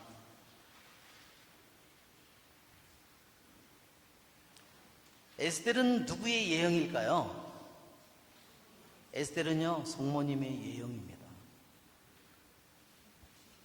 제가 지난번에 성지 예루살렘에 갔는데 거기에 가보면 그 성모님 영면 성당이 있어요. 성모님이 왜 그 몽소 승천했다고 그러잖아요. 몽소 승천했다는 것은 우리가 용어로는 아숨션이라고, 아숨따라고도 그러고 아숨션이라고 그러는데, 남미 쪽에는 어디에 아순시온이 있죠. 도시 수도가 아순시온. 그 아순시온이 말하는 아센션, 그게 승천 그런 걸 가리키고. 근데 이 아섬션이라는 말은 이게 하느님께서 들어 올리셨다는 말이에요. 예수님은 스스로 하느님이시기 때문에 스스로 올라가시지만 성모님은 스스로 올라가지 못해요.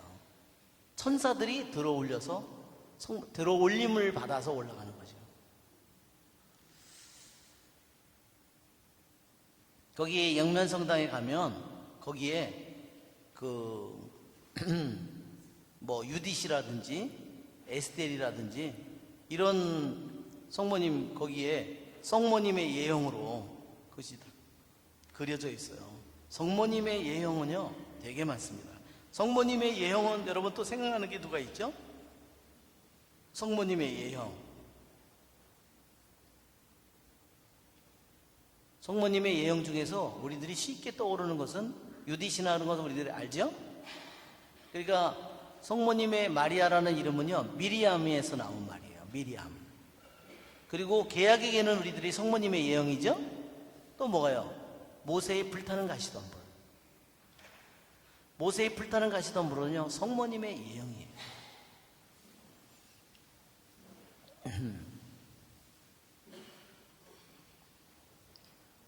또한 우리 예형으로는 아까도 열왕기 상권에 나왔던 19장 거기 나왔던 손바닥만한 구름 있죠? 그게 성모님의 예형이에요. 룻이라든지 한나, 그 유대인의 왕의 어머니 게비라, 그 다음에 아가서에 나오는 신부 사라, 또는 이새의 뿌리, 시온의 딸, 예루살렘 성전, 이런 모든 것들이 다 성모님의 예형입니다. 예형 중에 하나예요.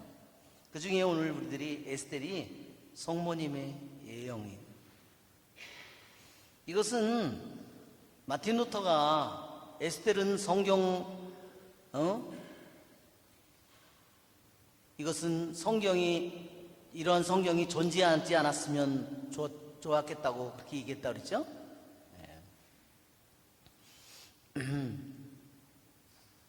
근데 왜 그가 이런 말을 했을까? 여러분들이 한번 마틴 루터가 왜 이 마카베오라든지 왜 야고보서라든지 또 여기 나오는 에스텔 2에 대해서 왜 이렇게 이러는 건 차라리 존재하지 않았으면 좋겠다. 성경에 대해서 정말 기가 막힌 말을 했죠. 정말 오만하기가 이런 말할 수가 없어요. 자기가 하느님 말씀보다 더 위야. 그렇죠? 그것은 분명히 자기가 주장하는 것과 다르기 때문에 그런 거예요. 한번 생각해 보십시오.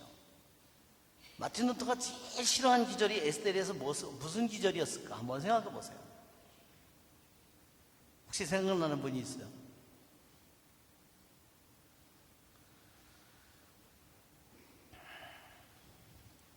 그거는요, 우리가 모르도카이가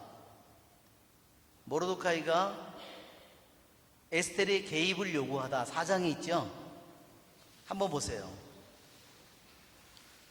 4장에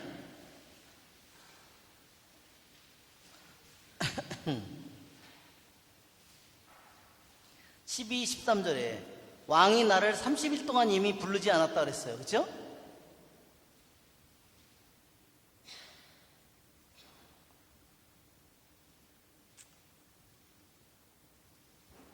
자, 12, 13, 14절에 보면 에스텔의 말이 나는 이미 임금이 나를 30일 동안 나를 부르지 않았는데 그 말이 전달되자 모르드카이는 에스텔에게 이렇게 전하라 일렀다. 왕궁에 있다고 모든 유다인들 가운데 왕비만 살아남으리라고 속으로 생각하지 마시오. 그대가 이런 때에 정령 침묵을 지킨다면 유대인들을 위한 해방과 구원은 다른 데서 일어날 것이요. 그러나 그대와 그대의 아버지 집안은 절멸하게 될 것이요. 누가 알겠소? 지금과 같은 때를 위하여 그대가 왕비 자리에까지 일어났는가? 지금과 같은 때, 지금과 같은 순간을 위한, 지금과 같은 순간에 내가 나서야 될 때라는 거예요. 이게 여기 지금과 같은 때, 이 말이 중요한 말이에요. 말하자면 성모님이 가브리엘 천사가 와서 내가 이제 아기를 가져 아들을 낳을 터이니, 아유 천사님 저는요 죄송한데 제가 잘못 찾아오셨네요. 저는 유대인 여자, 이미 약혼한 여자예요. 죄송합니다. 결혼하지 않은 여자를 찾아가세요. 이렇게 얘기하는 거죠. 그렇죠? 지금과 같은 때를 위하여 그러니까 말하자면 자기가 안 해도 다른 사람이 하면 될 거다. 내가 안 해도 만약에 은총만으로라고 생각하면, 마틴 루터처럼 은총만으로 생각한다면 내가 안 하면 은총이 결국은 알아서 할 텐데 자기 내가 완전히 빠져나갈 수 있어요. 자기 책임 없이 자기가 빠져나갈 수 있다는 거죠. 그러나 에스겔기에서는 하느님이 역사하시지만 반드시 내가 나서야 된다는 것을 강조하고 있어요. 이것은 하느님의 은총과 뭐예요? 인간의 의지가 내가 거기에 대해서 도망가려고 한다면 구원은 다른 데서 일어날 거라 그랬어요. 왜? 다른 사람을 통해서 일어날 수 있겠죠. 그러나 너희 집안은 멸망할 거다. 너는.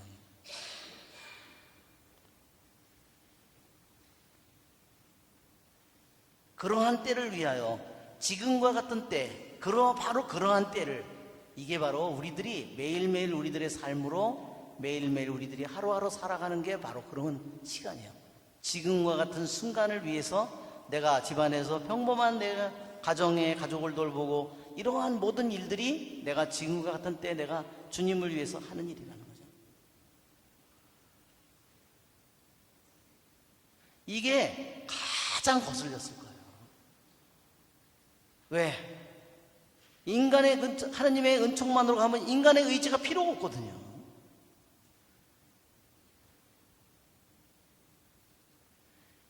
인간이 하느님이 은총만으로 하느님이 이 일을 구원을 하는 데 있어서 하느님이 주동자이지만 또 한편으로 보면 인간도 완벽한 주동자예요. 두 가지가 같이 이게 맞물려야 되는 거예요. 말하자면 우리 삼종경에 있는 것처럼 주님께서 말씀하신 저에게 이루어지기를 바랍니다 하고 응답을 하잖아요. 그렇죠? 왜 그렇게 강하게 반대했는지를 여기에 이 마틴 루터가 주장하는 것과 너무나 정면으로 반대되는 것이 여기 있다는 거죠. 야고보서랑 똑같은 게. 그러니까 야고보서를 짐이라고 부른 거예요. 짐이를. 김짐인지 무슨 짐인지 짐이라고. 야고보를 야고보 성인의 그런 있잖아요. 우리가 어떤 말을 할 때 존칭으로 부를 수도 있지만 아주 저기 하는 놀리는 말로 부를 수 있잖아요. 야고보서를 쓴 야고보를 경멸하는 말로 짐이라고 불렀어요. 이게 말하자면 미국 사람들이 차이니즈 그러면 그냥 존경하는 말이냐면 칭크라고 그러면 이게 경멸하는 말인 것처럼 이런 뜻이에요.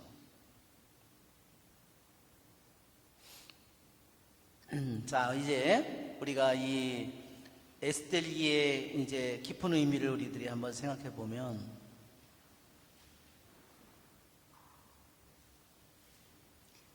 하나하나 이 에스겔기에서 일어나는 모든 일들을 보면요, 철저하게 성모님의 유형임을 보여주는데, 왜냐하면 이 에스텔은 어떤 왕비를 대신하죠? 와스티. 그러니까 에스텔은 와스티라는 왕비, 아주 아름다운 와스티라는 왕비를 대신해요. 자, 이게 누구를 가리키냐면요, 첫 이브와 첫 하와와 세컨 하와를 가리키는 거예요. 인류의 첫 번째 여자 이시아라고 하는 이 하와가 하느님의 뜻과 명령을 이뤘어요? 못 이뤘어요? 못 이뤘죠? 왜? 자, 여기서 왕이 불러요. 술 취한 상태로 나오는데 왕이 불렀을 때 나오는 것을 거절했잖아요.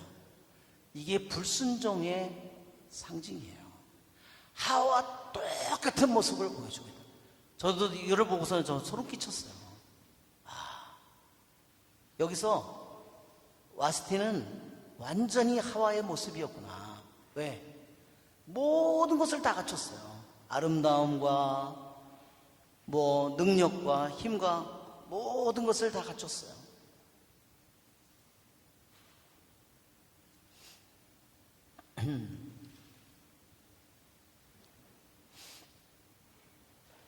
왜냐하면 이 와스티가 왕궁의 왕비로서 모든 살아있는 자들의 페르시아의 살아있는 자들의 어머니가 된 것처럼 하와의 모습을 지녔다는 겁니다.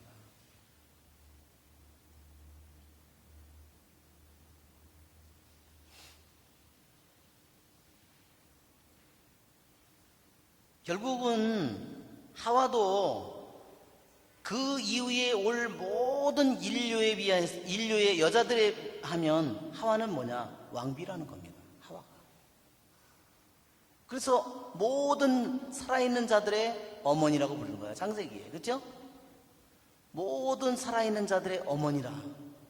그래서 여자라고 불리리라. 그것이 하와가 인류의 모든 그 위에 나올 모든 여자의 어머니고 왕비예요. 그러니까 여기에 바스티의 모습과 하와의 모습이 너무나 똑같은 예형을 보여준다. 그런데 하느님의 뜻을 이루지 못했어요. 그래서 누구에 의해서 대체됐죠? 성모님에 의해서 대체되는 거예요. 이제 이해가 되시죠? 그래서 왜? 에스테르는 어때요? 여기 2장에 여기 보면 2장 16절 17절에 보면 임금은 다른 여자들보다 에스테르를 사랑하게 되어 그 모든 처녀들보다 임금의 귀여움과 총애를 더 많이 받았다. 이게 은총이 가득하신 마리아여 기뻐하소서. 주님께서 여기 은총이 가득하단 말이 임금에게 총애를 받았다 이 말이요 풀 오브 그레이스라는 거예요. 루카복음에서 말하는 은총이 가득하신 마리아 그 모습을 여기에서 바로 에스텔이 가진 왕의 총애를 받는 이 모습이 하느님의 총애를 받는 은총이 가득하신 성모님의 모습을 보여준다.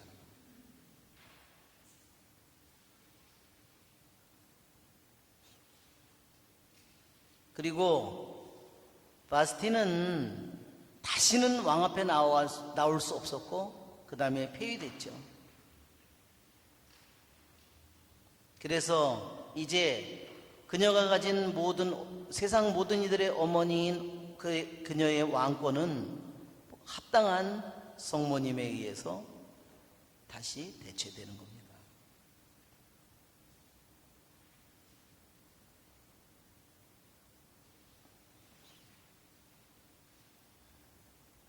이게 저도 이 에스겔기가 정말 너무나 에스겔기가 메길라라고 그랬죠? 메길라 유대인의 메길라가 5권이라고 그랬죠? 작은 두루마리가 5개 숨겨져 있으면서 뭔가를 드러내는 축제 때만 읽는 5권이라고 그랬잖아요. 작은 두루마리. 이게 푸림절에는 어떻게 읽는다 그랬어요? 14일 날 저녁에 한번 밤에 읽고 그 다음날 아침에 또 한번 읽고 전체를 2번 읽는다고 그랬어요. 자, 그 사람들이 우리 동영상 한번 볼까요? 우리 동영상 지난번에도 본다고 그러다 못 봤는데 한번. 자, 그걸 읽을 때 어떻게 하는지 그 사람들이 보세요. 소리가 안 나오는.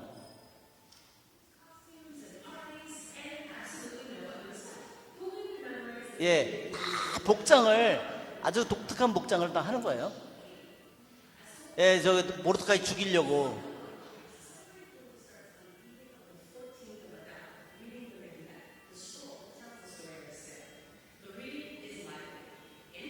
뭘 손을 이렇게 했죠? 저게 하만만 나오면 저걸 돌려서 그 소리, 하만 소리를 지우는 거예요.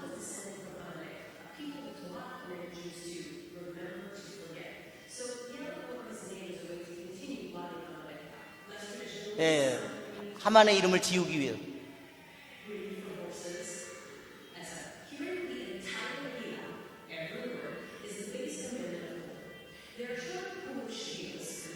이건 하만이죠? 저렇게 전부 다 뭐 가면을 쓰고 다 복장들 하고. 조금 전에 나왔던 그것은 저기예요. 에스텔의 무덤이에요. 일 안에 있는. 예, 요것만 아까 하여튼 그것만 봐도 될 것 같아요. 예. 그래. 그래서 그 다음에 임금은 왕관을 씌우고 바스티 대신 왕비로 삼았다.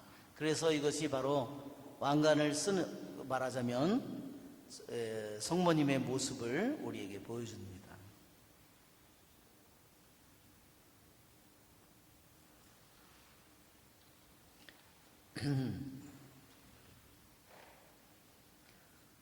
그래서 에스텔과 성모님과의 비슷한 점이 너무나 많아요. 너무나 위험한 때에 도전을 해야 되고 그 도전에 대해서 용기를 가지고 믿음을 가지고 나아가야 돼요. 자기 목숨을 걸고. 에스텔이 그렇게 했죠?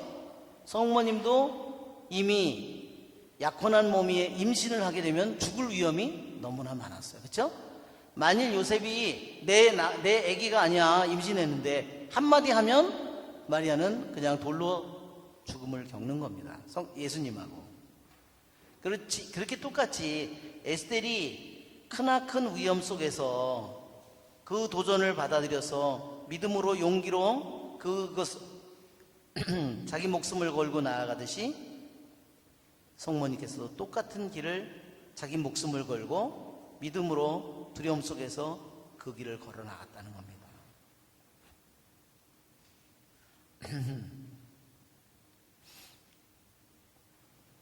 자,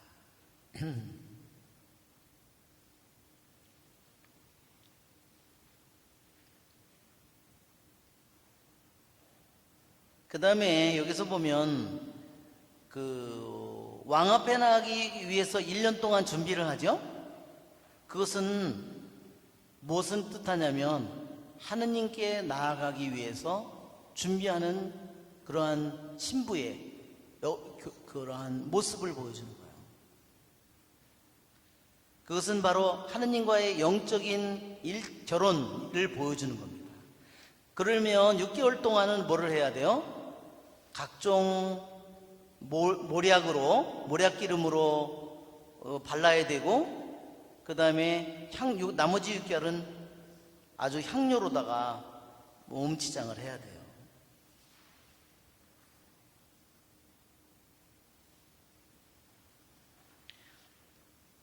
여기에 나오는 6개월 동안 전반기 6개월 동안 그들이 바치는 모략 기름, 나머지 후반기 6개월에 향료, 이 두 가지는요 다 만남의 장막 계약의 궤 앞에 차려놓는 거예요. 계약의 궤는 누구의 상징이죠? 성모님의 상징이에요. 이 모라는 말은요 아람말로요 쓰다 이런 뜻이에요. 쓰다. 이것은 자기 목숨을 걸고 바치는 희생을 의미합니다.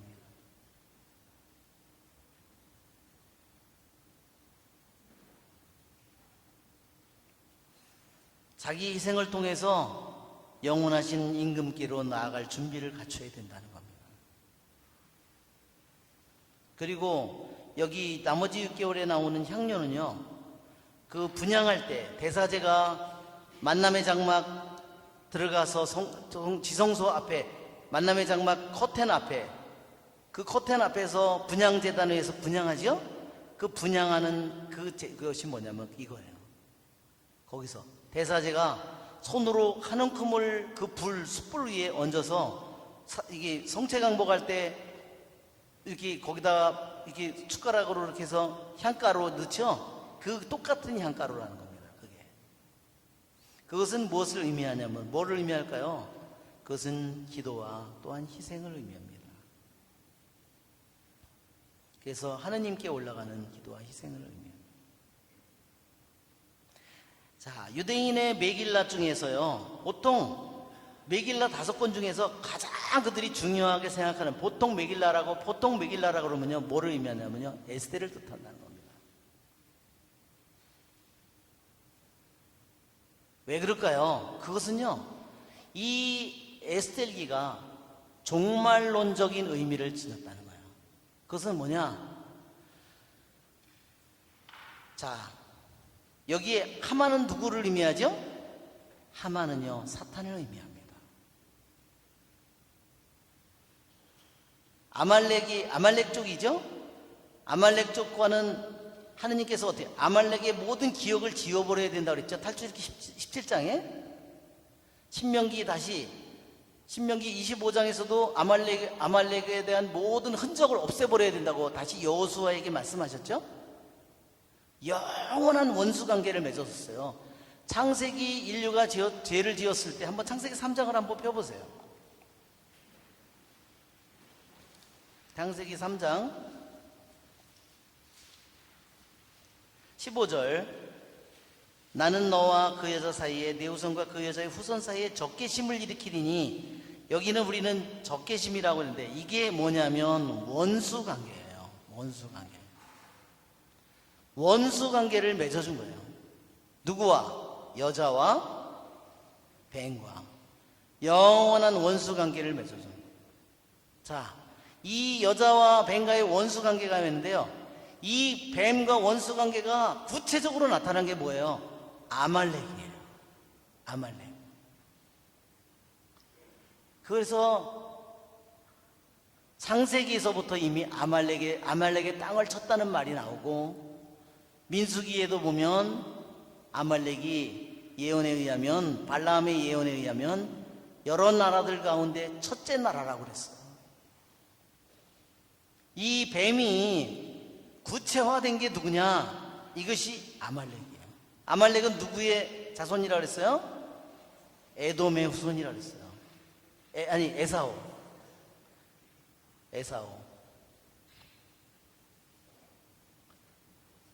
에사오라는 말은 북다라는 말에서 나왔다 그랬죠? 에돔 지방도. 저도 에돔 지방은 안 가봤는데, 에돔이 어디냐면, 지금의 어디냐면요, 요르단이에요. 요르단 가보신 분. 요르단 갔는데 땅이 무슨 색깔이었어요? 빨간색이죠. 그래서 에돔 땅이라고 부르는 겁니다. 그 땅이 모래가요, 다 붉답니다. 피피처럼 붉은 거예요, 말하자면. 에사오의 아들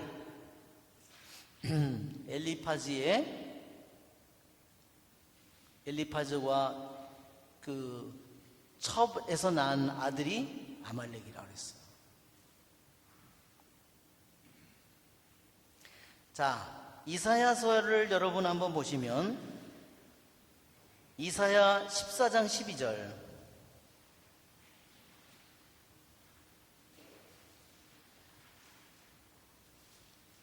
왜 사탄의 모습이 하만에게서 나타나는지 이사야 14장 12절 13절을 우리 같이 한번 읽어볼까요? 어찌하다 하늘에서 떨어졌느냐, 빛나는 별 여명의 아들인 내가, 민족들을 쳐부수던 내가 땅으로 내동댕이 쳐지다니, 너는 내 마음속으로 생각했었지. 나는 하늘로 오르리라.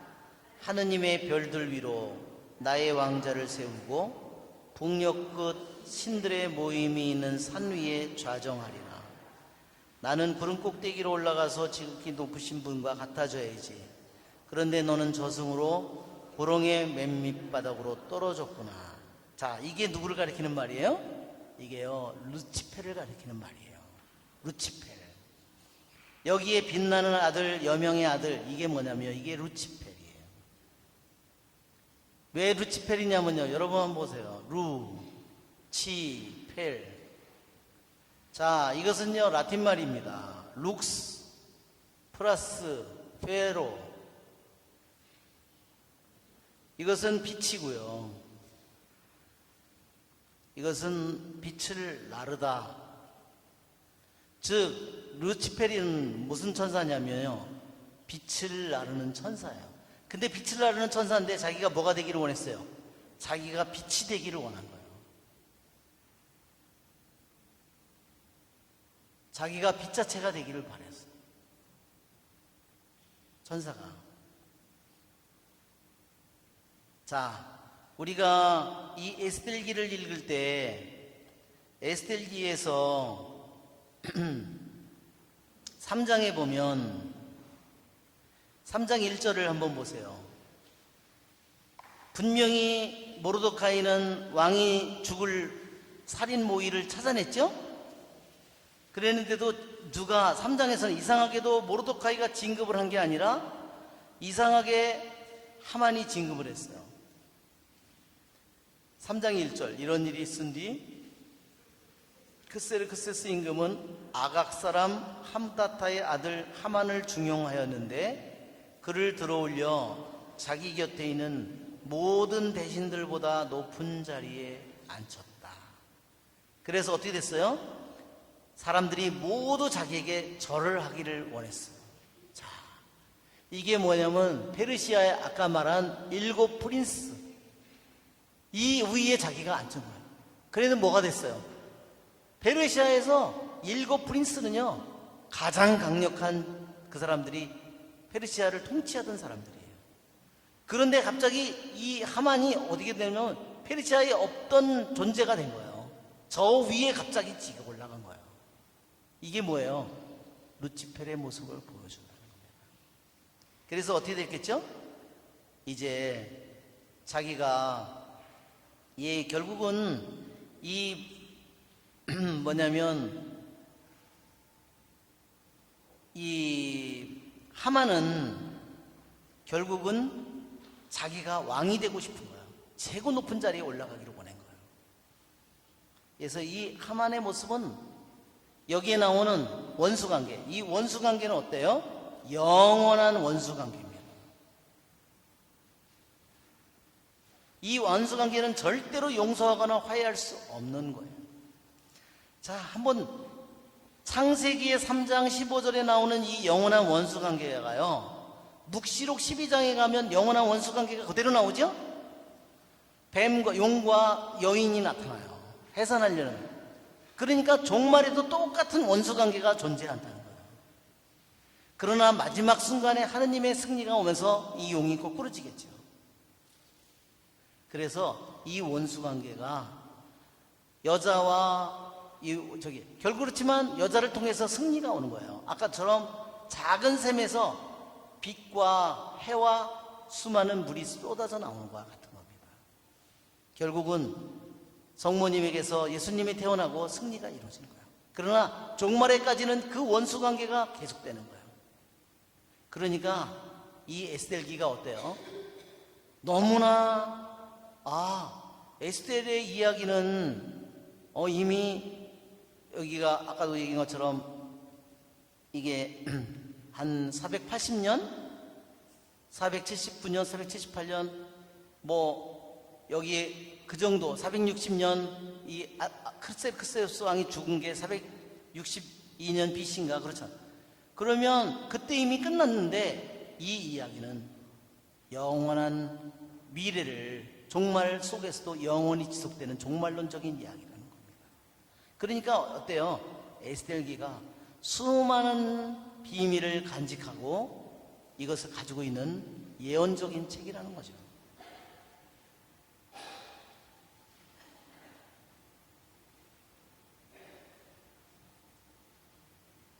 그러길래 이것이 바로 영원한 원수관계가 바로 아말렉을 통해서 하느님이 아말렉에 대한 기억조차 없애버려야 된다고 계속 나오는 겁니다. 이것이 바로 탈출기 17장 14절, 그 다음에 신명기 25장 17절 18절, 사무엘상권 15장에 사울 왕에게 그래서 첫 번째 왕에게 아말렉 쪽을 아말렉 쪽을 완전 봉헌물로 바치라고 했는데 그걸 바치지 않았어요.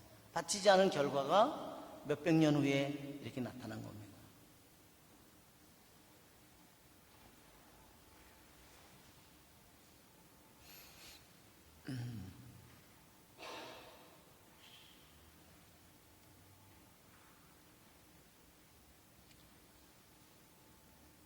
그래서 여기에도 보면 또한 하만의 10 아들도 하만이 죽어서 끝나는 것이 아니라 바로 하만의 10 아들을 통해서 교회 안에서 끊임없이 이러한 이단들이 끊임없이 또한 자손을 낳아서 그 자손들을 통해서 또한 공격을 한다는 것을 우리에게 보여준 겁니다.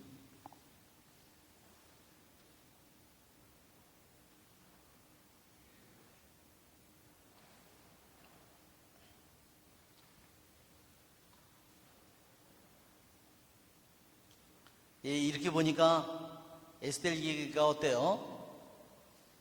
속속들이 이 안에 숨겨진 내용이 이 에스겔의 모습이 또한 교회의 모습이에요. 이것이 바로 또한 성모님의 모습을 보여주고 성모님을 통해서 어떻게 빛과 해가 어떻게 큰 은혜의 강물이 쏟아져 나오는지를 우리에게 보여주는 겁니다. 정말 이게 정말 소름 끼치는 책이에요. 저도 이번에 이때까지 에스겔기를 그냥 뭐 고아였다가 왕비가 되고 너무 그냥 이런 얘기로 읽었다가 이번에 정말 에스겔기를 너무너무 정말 소름 끼치는 그러한 것을 정말 이러한 은혜를 이번에 에스겔기를 공부하면서 느꼈어요. 여러분들도 그러셨죠? 네, 정말 할렐루야, 우리 주님께 감사를 드립니다. 네, 다음 주에는 우리들이 이제 이렇게 성모님을 이렇게 에스더를 성모님의 예형으로 본 거는요, 요즘에 한 게 아니에요. 이미 성 바오로 로마서에 아담이 모든 죽음에 말하자면 죽음을 가져오는 것처럼 성 예로니모도 바로 이브를 통해서 죽음이 오고 마리아를 통해서 생명이 온다고, 로마의 클레멘스도 이미 이 에스텔이 영원한 충실한 성모님의 예형이라는 말 이미 우리에게 로마의 성 클레멘스가 이미 했어요. 교부들이 성 예로니모도 그러한 얘기를 했고, 그러니까 이미 그러한 해석이 다 있는 거예요. 에스텔이 성모님의 예형이라는 거를. 그래서 은총이 가득하신 마리아, 모든 여자들 중에 가장 왜 그 여자가 그 에스텔이 왕비가 되잖아요. 모든 여자들보다 더 사랑을 받고 모든 왕비가 되잖아요. 왕관을 쓰잖아요. 예. 자, 이처럼 그리고 고아인 이 에스텔이잖아요. 부모가 일찍 죽은. 그것은 정말로 겸손하고 보잘것없는 마리아의 겸손을 모습을 보여준다 그랬습니다. 예. 여러 가지 들어있는 또 의미가, 숨겨져 있는 의미가 너무나 많겠지만, 이걸로써 에스텔기를 마칩니다. 영광이 성부와 성자 성령께, 성부와 성자 성령의 이름으로 아멘. 예.